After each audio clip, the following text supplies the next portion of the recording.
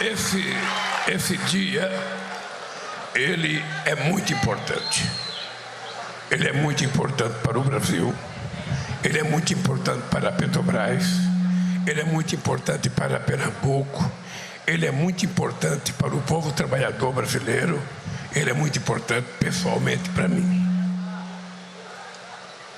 Essa história de fazer essa refinaria aqui é uma história que talvez pouca gente conheça.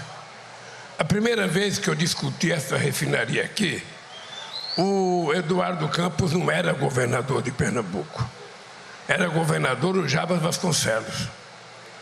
E eu tinha uma reunião com o Jabas Vasconcelos e ele me falou então da refinaria. E ele me falou o seguinte: o país ou a empresa que quiser funcionar ou financiar, eu aceito. Ou quiser fazer parceria.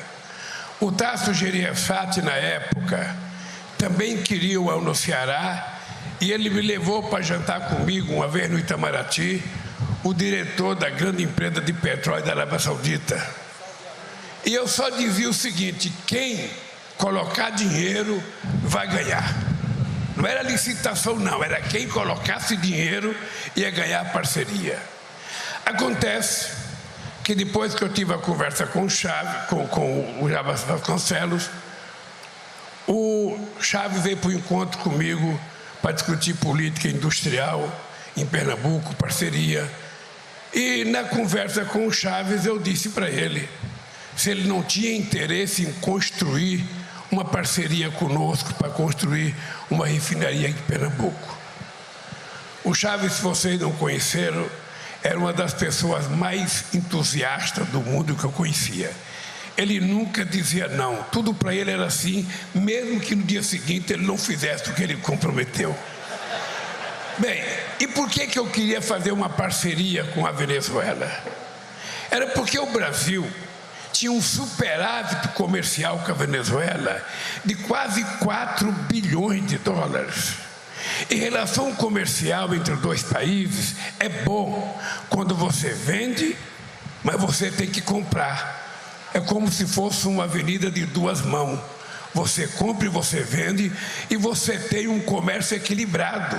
Você não tem uma diferença de prejuízo para um país todo ano, como a Venezuela tinha com o Brasil. E como a Venezuela não oferecia nada para a gente comprar, eu então tive a ideia de que, por exemplo, a Venezuela é detentora, possivelmente, da maior quantidade de petróleo, sabe, dos países do mundo inteiro. Eu falei, então, nós vamos comprar petróleo seu para poder fazer a refinaria. Fizemos o acordo. Acontece que a Petrobras e a PDVSA eram duas noivas bonitas, muito grandes, e nunca concordaram com a nossa ideia. Chegou um dia numa reunião que eu e o Chaves, com o Gabriele e com o presidente da PDVSA, a gente ameaçou mandar os dois embora. Nós vamos mandar embora porque a gente decide e vocês não cumprem.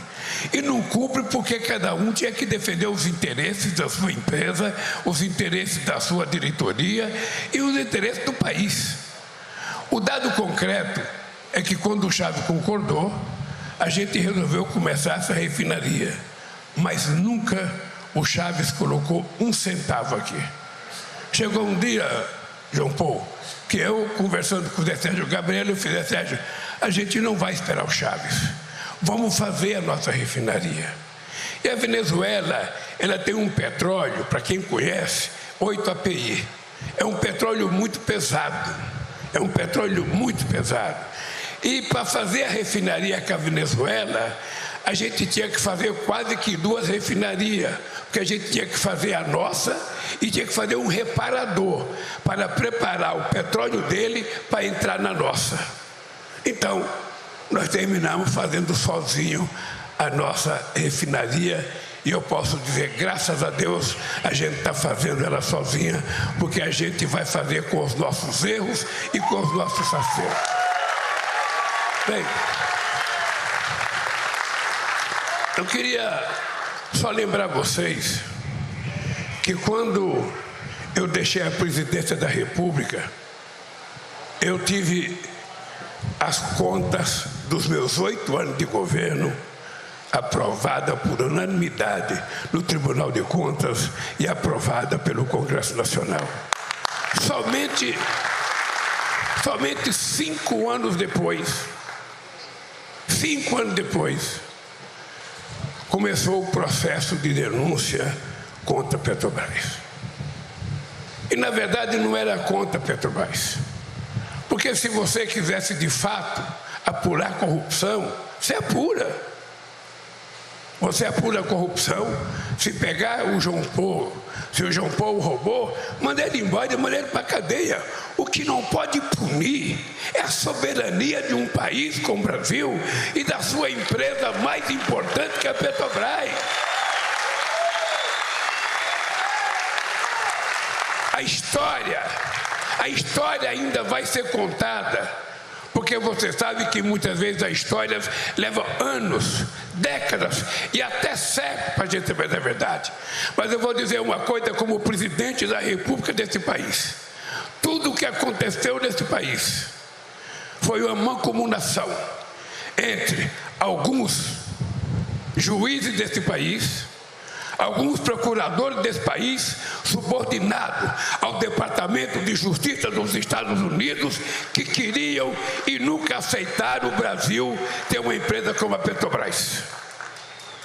Eles não queriam que a gente tivesse a Petrobras em 1953. Essa lei editorial do jornal Estado de São Paulo daquela época, que eles vão dizer que o Brasil não precisava de petróleo. O Brasil tinha que importar, ficava mais barato. Porque, lamentavelmente, este país, que foi descoberto há 524 anos atrás, foi colonizado durante muito tempo, foi o último país a ter a independência, o último a acabar com a escravidão, o último a ter voto da mulher, o último, na verdade, a fazer com que a gente tivesse uma universidade. Uma elite com um complexo de vira-lata, subordinada aos interesses dos outros e com pouco interesse nesse país. Por isso eu estou orgulhoso de estar aqui. Vocês não têm noção da alegria que eu estou de estar aqui e vestindo essa camisa amarela, com essa abóbora. Esse menino aqui, eu cansei de dizer para o David que eu tinha dó dos camisas laranja da Petrobras, porque quantas vezes companheiros entraram em restaurantes para comer e porque estava com essa camisa eram chamados de ladrões. Quantas vezes? E por que isso acontece? Porque toda vez que você quer ganhar uma disputa, você primeiro destrói moralmente a pessoa. Você inventa uma mentira, você conta qualquer cara, sabe? Você inventa qualquer história e você martela aquela mentira até ela se tornar uma verdade na cabeça do povo. E muita gente, como Getúlio Vargas, que governou esse país por 15 anos, de 30 a 45, depois votou em 50, eleito pelo povo, em 53 criou a Petrobras, ele não aguentou os 4 anos de democracia e com a denúncia contra ele, ele se matou. E eu acho que eles imaginavam que poderiam fazer o mesmo comigo. Eu poderia ter voltado a ser presidente da República em 2014. Poderia tranquilamente, e eu tenho certeza que seria eleito. Mas eu achava que era um direito da companheira Dilma Rousseff ter a sua reeleição se ela quisesse ser candidata. E aí começou o processo de destruição de tudo aquilo que a gente tinha feito no Brasil. De tudo aquilo que a gente tinha feito no Brasil, começou o processo. Eu nem deveria estar contando essas coisas aqui, porque já se passou muito tempo, o povo já me colocou de volta As pessoas que me acusaram estão apodrecendo porque sabem que mentiram e sabem que o inferno os aguarda por tanta mentira que eles contaram. Eles sabem. Os pastores que mentiram a meu respeito sabem que não estão falando em nome de uma religião séria ou em nome de Deus, sabem que estão mentindo. E eles sabem que Deus está vendo, eles sabem que Deus sabe. Entretanto, faz parte de um jogo sórdido, de um jogo talvez o pior que eu já fiz. Gente, eu tive 59 capas de revista me chamando de ladrão. Eu tive 13 horas de jornal nacional me chamando de ladrão. Eu tive 680 primeiras capas de jornais me chamando de ladrão. Eu poderia ter entrado numa sala, ter dado um tiro na cabeça, escrever uma carta e falar: acabou. Mas eu aprendi com a minha mãe que dignidade a gente não compra em shopping, a gente não compra em free shop. Dignidade a gente adquire é no berço, com a educação que a gente recebe. E eu fui educado por uma mulher que nasceu aqui em Caetés, morreu em São Paulo analfabeta, e quando ela morreu eu estava preso. Estava preso por causa da greve de 80. E na época, que era uma ditadura, tinha um delegado melhor do que alguns juízes agora, que não me deixaram eu ir na morte do meu irmão.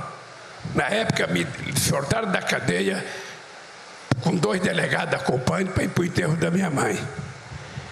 E eu ficava imaginando o que eu deveria fazer. A minha mãe dizia: meu filho, só tem uma coisa que você não pode fazer, é baixar a cabeça. Não baixa a cabeça nunca, porque se você baixar a cabeça, os caras colocam uma cangaia no teu pescoço e nunca mais você consegue levantar a cabeça.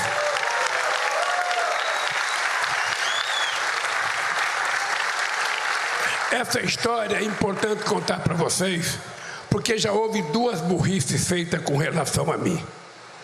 Em 80, eu tinha uma greve que estava acabando.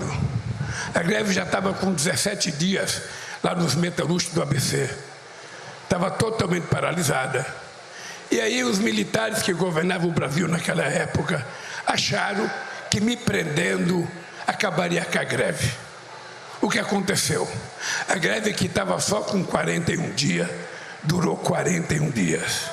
E muitas vezes, advogado foi na cadeia, Dom Paulo Evaristo Arne foi na cadeia, advogados, Antônio Vilela foi na cadeia me visitar e falava: Lula, para com essa greve para você sair da cadeia, para com a greve. Eu dizia: não paro com a greve. Só paro com a greve se eles atenderem a pauta de reivindicação que foi aprovada em Assembleia. Senão, para que eu sou dirigente sindical? Bem, depois de 41 dias, eles me liberaram. E aí depois, a greve já tinha acabado, porque eles prometeram mandar trabalhador embora sem direito e sem justa causa, com 30 dias de greve. E agora aconteceu a mesma coisa. Eles me prenderam, achando que vamos prender esse bundão aí, ele vai fazer que nem os outros, ele vai chorar na cadeia, ele vai pedir água, ele vai pedir, sabe, para ir para casa, ele vai dizer que tem filho. Eles se esqueceram que a minha mulher morreu por causa deles. Eles se esqueceram. Mas eu estava muito tranquilo. E chegaram para mim e fizeram uma proposta de acordo. Ô Lula, se você aceitar, a gente tira você daqui. Você vai para casa com uma tornozeleira e você fica livre. E eu falei: 2 coisas você tem que aprender. Eu não troco a minha dignidade pela minha liberdade. Segunda coisa, eu não sou pombo correio e a minha canela não aceita tornozeleira. E a terceira coisa é que a minha casa não é prisão. Então é o seguinte: quem me prendeu, arque com as consequências, que um dia vai ter que rever a posição. E a posição foi revista. E eu estou aqui, o único brasileiro eleito presidente da República, 3 mandatos.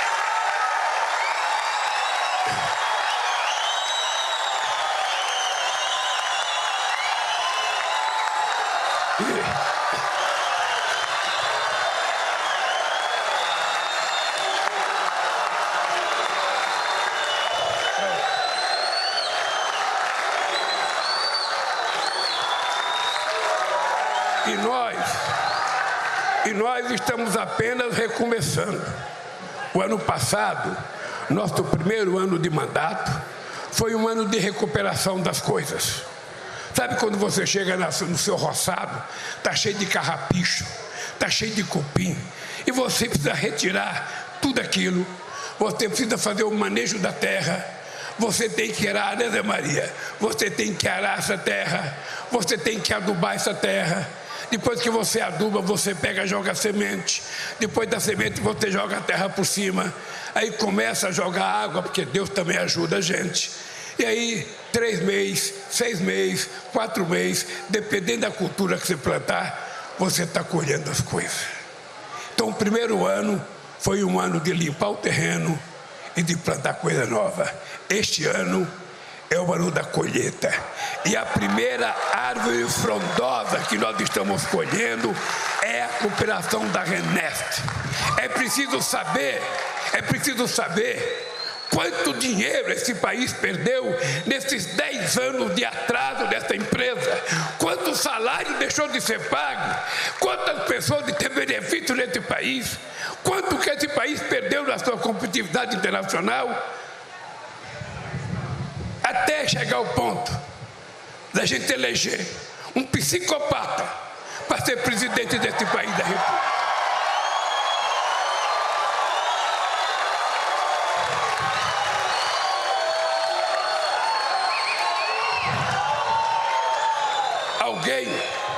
Alguém que vive da mentira, alguém que vive da maldade, alguém que vive de ofender os outros. E é fácil, porque para ele todo mundo aqui é ladrão, para ele todo mundo aqui é comunista, para ele todo mundo aqui defende aborto, para ele todo mundo aqui faz isso e faz aquilo, como se ele e os seus filhos fossem exemplo de família nesse país.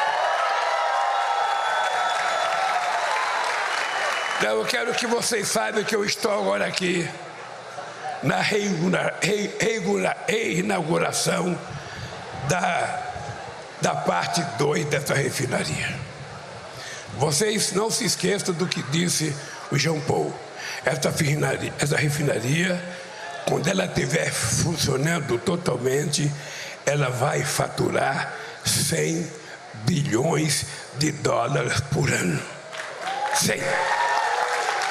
Eu acho que o João Campos ficou triste porque a prefeita de Pojuca vai ganhar muito dinheiro, o governo do estado vai ganhar dinheiro, mas o João tem que saber que Recife, como é a capital, é a cidade mais importante, o povo ganha dinheiro aqui e vai gastar lá, vai para o cinema lá.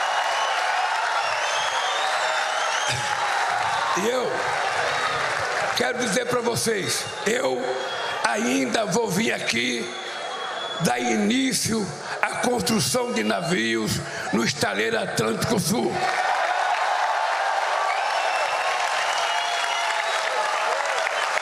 Vou em Porto Alegre junto com o Jean Paul, acho que o mês que vem, porque também nós vamos recuperar o estaleiro. Porque esse país é muito grande, esse país não pode ficar subordinado à pequenez de umas pessoas que agora, Jean Paul, estão brigando para que a gente faça desoneração das horas extras, da folha de salário. Vamos deixar de pagar imposto na folha de salário. Por acaso os empresários que fazem essa proposta estão oferecendo para nós uma contrapartida? Eles querem que a gente desonere a folha de pagamento? Por que eles não garantem estabilidade para os trabalhadores durante todo o período que está? Por que não garante? Por que não garante uma parte do que vai lucrar com a desoneração, distribuir em forma de salário para os trabalhadores? Não só eles querem, só eles desejam. E esse país tem que mudar, precisa mudar. Senão a gente vai continuar mais uma vez no século XXI sendo um país que teve chance de crescer e não cresceu, que o povo teve chance de melhorar e não melhorou. Será que esse país teve que esperar 470 anos para o analfabeto metalúrgico vencer o presidente que mais fez universidade nesse país, que mais fez institutos federais nesse país, que mais fez escolas técnicas nesse país? Será que essa gente não tem vergonha na cara, com tanto estudo, não sabe como tratar o povo, não sabe como respeitar o povo, não sabe o sofrimento das pessoas? Como é que a gente vai construir uma nação grande com tanta gente perambulando pela rua, com tanta gente pedindo esmola, com a juventude sem perspectiva de vida? Nós agora aprovamos essa semana uma poupança de R$200 por mês para o ensino médio. Todo adolescente que estiver fazendo o ensino médio, ele vai ter uma poupança de R$200 por mês. Durante os 3 anos, ele pode acumular R$9.000. Ele pode até tirar um pedacinho, mas ele só vai tirar o total quando ele terminar o curso técnico. E o curso técnico tem que ser profissionalizante para que as pessoas tenham uma profissão. Vocês sabem o que é sair procurando emprego e a pessoa pergunta: o que você sabe fazer? Nada. Você tem experiência? Não. O que você está fazendo? Tudo um pouco. Quem fala que sabe tudo um pouco não sabe nada. É que nem jogador de bola. Quando a gente está na várzea, que a gente pergunta para o cara: você sabe jogar? Em que posição? Em todas. É mentira. Não sabe jogar em nenhuma. Não sabe jogar em nenhuma. Isso é que nem escolher presidente da República. É escolher um cara que tem compromisso com esse país. E eu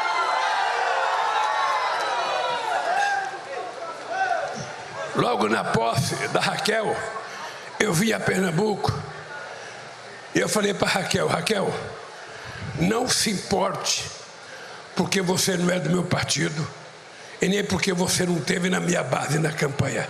Não se importe. A minha relação com você será a relação de um presidente da República do Brasil com uma governadora do Estado. E além de respeitar a sua vitória, eu respeito o desejo do povo de Pernambuco que escolheu você para ser governador. Que você não vai ter problema durante a gestão. Certeza que ela tem orgulho. Seria bom que ela governasse na época do Bolsonaro. Seria bom. Pergunte para qualquer governador da Bahia. Pergunte para qualquer governador da Bahia, do Nordeste, qual foi o inferno deles. Era o inferno. Era como se fosse o capeta negando pão para pessoas que precisavam, pisando pão. E eu quero dizer para vocês, eu votei. Votei porque vocês quiseram que eu votasse. Votei porque vocês me colocaram aqui. E votei para fazer a gente ter orgulho outra vez. A gente vai votar aumentar o salário mínimo. A gente vai votar aumentar a folha de salário das pessoas. A gente vai votar gerar emprego de qualidade. A gente vai fazer mais 100 institutos federais nesse país e mais universidades. Hoje daqui amanhã eu vou na Bahia. Já fui na Bahia lançar o Instituto Tecnológico Aeroespacial, que é uma coisa extraordinária, num terreno doado pela nossa aeronáutica.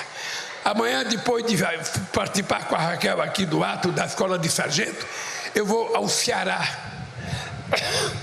vou a Fortaleza levar o ITA, o Instituto Tecnológico da Aeronáutica, que é um centro de excelência nesse país, que forma parte dos melhores engenheiros da história desse país. Nós vamos levar para o Ceará. Por que o Ceará? Porque nós queremos premiar o Ceará, que é o estado que tem a melhor qualidade de ensino fundamental desse país, e porque 40% dos jovens que fazem vestibular para ir para o ITA são cearenses. Então nós vamos levar o ITA, mas não vamos parar por aí. Se prepare, porque com essa história de hidrogênio verde, se prepare, porque com essa história de transição energética, de transição ecológica, de transição climática, fique com certeza, não há na face da terra nenhum país que possa chegar perto da competitividade do Brasil. Nenhum país. E nós, João Paulo, vamos utilizar esse momento histórico da humanidade e vamos dizer o seguinte: esse país não quer ser exportador de hidrogênio verde. Quando você estiver produzindo hidrogênio verde em Pernambuco, quando estiver na Bahia, sabe quem vai comprar? A Petrobras. Porque ela vai ser uma grande consumidora de energia limpa e verde nesse país.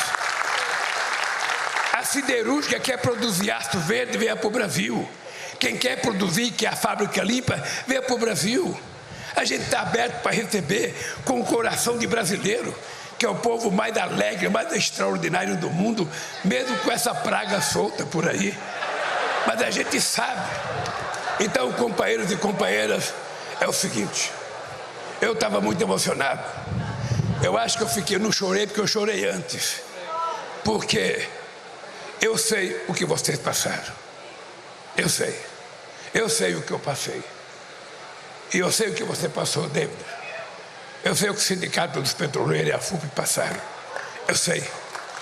Veja, e, João Paulo, uma coisa que você tem que fazer, cara. Uma coisa que você tem que fazer. Tente descobrir cada funcionário que foi mandado embora daqui e traga ele de volta para cá.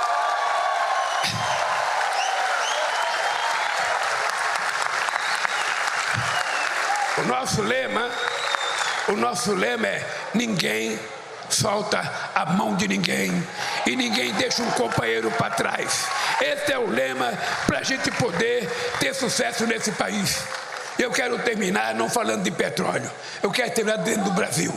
Pode ter certeza, eu tenho mais 3 anos de mandato e vai acontecer muita coisa boa nesse país, muita coisa boa nesse país, pode ficar certo. Eu não votei para fazer o mesmo, eu votei para fazer mais.